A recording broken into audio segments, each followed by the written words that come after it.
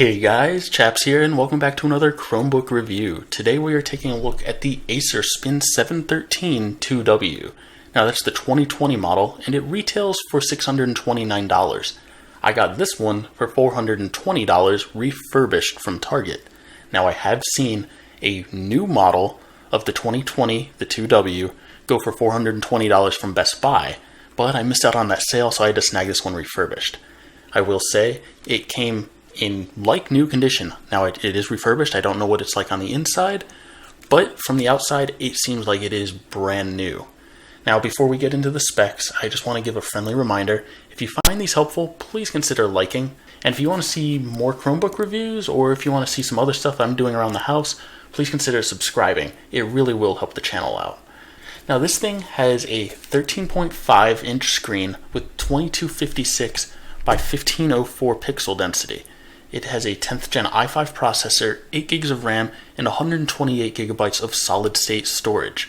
It comes in at 0.66 inches thick, 9.25 inches deep, and 11.83 inches wide, and it only weighs 3 pounds, or 3.02. It's a pretty light laptop. The build quality on this, it's nothing fantastic. Honestly, I'm somewhat disappointed in it. The screen flexes a little bit. If I push down on the screen here, you can somewhat see it flex, especially if I do it from the sides and I push down. You can see the screen flex a little bit. The seams, especially on the bottom here, don't line up perfectly. It's just not the best build quality. It's probably not going to be an issue, but if I'm paying this much, especially if MSRP at $629, if you're paying this much for a laptop, I would expect better build quality from it. I'll also mention that the charger that this comes with is a standard 45 watt charger. It can plug in on either side of the laptop. We've got USB-C ports on either side. And this charger is the type with a power brick in the middle of it. It's a nice long cable though, so it doesn't make that much of a difference, and if you want, you can always get another 45 watt charger. As with most Chromebooks, this comes equipped with a 720p webcam sitting right at the top. There's no fingerprint sensor on this one, that's somewhat unfortunate, and there's no docked pen, though it does support USI pens. On the right side of this unit, we've got a power button, USB-C, HDMI, and the volume rocker. It needs the power button and the volume rocker because it is a 2-in-1. You can use it in tablet mode or tent mode, so those controls actually come in handy quite a bit. On the other side, we have another USB-C port, a full-size USB-A port, the headphone jack, and a microSD card slot. So yes, this does have a full-size HDMI. That's fantastic. This i5 processor is capable of putting out 4K video if you want, and you don't need to take up one of your USB-C slots in order to do that. I also really like having the USB-C port on the right side because a lot of my chargers actually come in from the right side, and it's nice being able to plug it in here, or if I want to, on the other side, and not needing to wrap it around the laptop. I'll point out that this does have ergo lift on it. The back lifts slightly up when you open it. Right next to the hinges up there, you can see that there are these tiny little tabs. They're actually very small on this device. There's tiny little rubber tabs so that when you open it, the screen lifts up the back, and those little rubber tabs keep the screen from actually being the thing that presses against it. Some of you may know that I am very against ergo lift. I don't mind ergo lift, I just don't mind the tabs, as I feel that they're going to break off if you use it too much in your lap or if you keep putting it in a bag. They could just eventually wear down and break off, and I'd prefer something like the HP X360 where it just opens up and it doesn't have that screen pressed down against the table. Now when I open this, you can kind of hear this magnet. So there's a magnet that's holding it shut, but it's weak enough that you just saw that I opened it with one hand. Like, this does have a one finger lift on it. The hinges are super smooth, and the magnet, it is a little powerful for a one finger lift, but it's weak enough that you can get that, and it's very nice and easy to open. So I'm going to go ahead and flip this over into tent mode, and I did mention that the hinges are very smooth. Because of that, if you apply too much pressure, this thing can slide a little bit, but overall it's pretty stiff. And then switching into tablet mode, this is actually not a terrible size. It's definitely not one of your super portable tablets, but it is a tablet that you could use and it's not going to feel overwhelming. Also mention that because of the screen's aspect ratio, you can use it as a tablet in any orientation, and it actually works pretty well. One thing I do need to mention though is because of this bevel here, how it gets smaller near the front of the laptop, when you close it, it doesn't actually stay shut all of the way. And what that does is that when you use it, it can wiggle around a little bit. It's probably not going to be too much of an issue if you're pressing on it. I can hear it rattle a little bit. It's not like it's trying to lift up a ton, but I do really like, earlier I mentioned the X360. That thing has a strong magnet and it keeps it shut. Or even some of the newer models of this have the little thicker front of the laptop so that magnet can reach, and it helps hold it shut just a little bit. The Asus goes the other approach and uses the hinge to keep it shut. This doesn't have any of that. Again, probably not going to be an issue, but it's worth mentioning.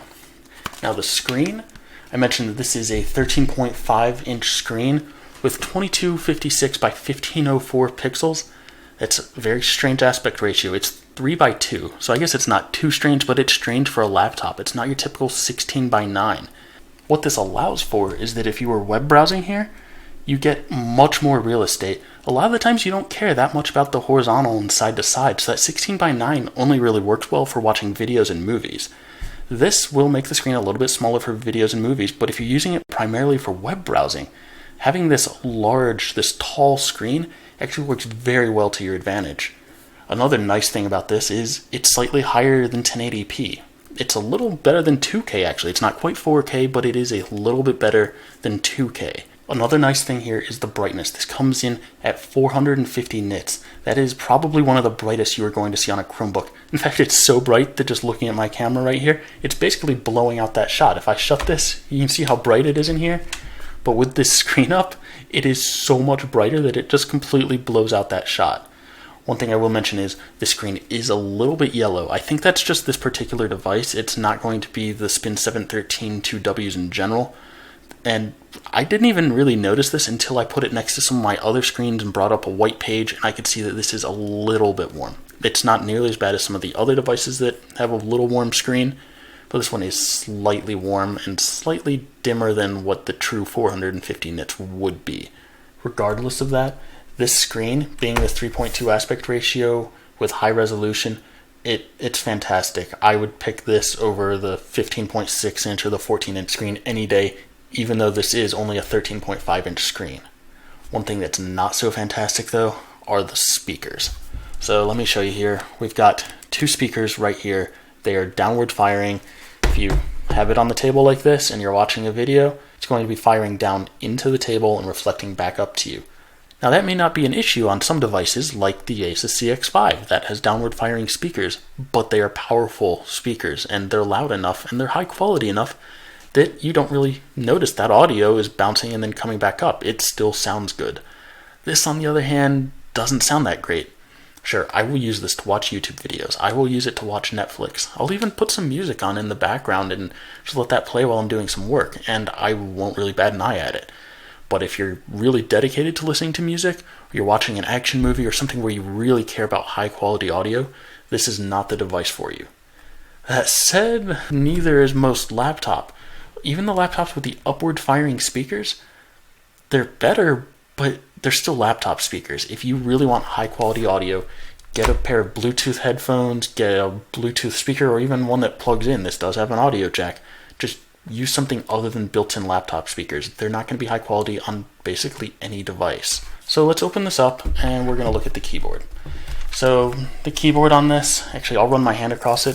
This is the first thing I do whenever I open a keyboard. You can hear that rattle. I don't like that. To me, that says low build quality. When you can hear the keys rattle like that, that means they're sitting loose in there, and it's somewhat concerning. I don't think it's going to be an issue, but it is somewhat concerning when you combine that with the screen flexing a bit, some of the seams. I don't know. It types really well. It's nice and clicky, but they're also very loud keys. Someone sitting in the room with you is going to hear that, and it's unnecessarily clicky. I don't like it. Maybe some of you will though. The trackpad though, I love this trackpad. Now I've had issues with a bunch of Chromebooks about them not being accurate or them not clicking well, the size not being right. Well, with this taller screen, we've got more room in the chassis here, and we can get a taller trackpad. It gives me more room for my fingers. I really like it. It's wide enough, it's tall enough, it's very smooth, it's Gorilla Glass, it's actually one of the more accurate Chromebook trackpads I've tried. I've had issues with a lot of Chromebooks where it's just not super accurate when I'm moving the mouse around. This one, it's not perfect. It's not to the level of some of the Windows laptops I've used, but this is the closest one I've tried. This is the best Chromebook trackpad I've ever used. That continues with a click. I've had issues with floating clicks or it not registering clicks before. This one is registering just fine. I love this trackpad. My wife loves this trackpad. Even people on Reddit, everyone seems to love this trackpad. Now with this tall screen and the power-hungry i5 processor, you might be wondering, so what is the battery life like on this? Well, it's advertised to get about 10 hours of battery life, and it seems pretty accurate from my experience with this. And that's partially due to the fan. We've got a fan port here, but the fan almost never kicks on. It kicks on when this thing starts up, but other than that, the fan is practically silent. It's not drawing power, and that's really helping keep that battery life up near that 10 hours. So we've covered the build quality, the hinges, the keyboard, the trackpad, the speakers on this thing, the fantastic screen. But what's my takeaway? What are my conclusions on this, and can I recommend it to you? Well, spec-wise it's fantastic, but build quality has me concerned a little bit. $629, I can't recommend this. There's other things that have much better quality at that price point. Maybe in 2020 when this first came out, that $629 price point would have actually been very ideal for this, but not now. You can get the Spin 713 3W, the 2021 model, for only $70 more, and I feel it is more than worth that $70 for the upgrade.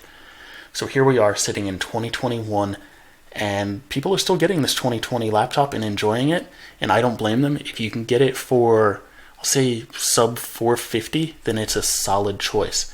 Do not pay full price for this when there's the other things in that same price range.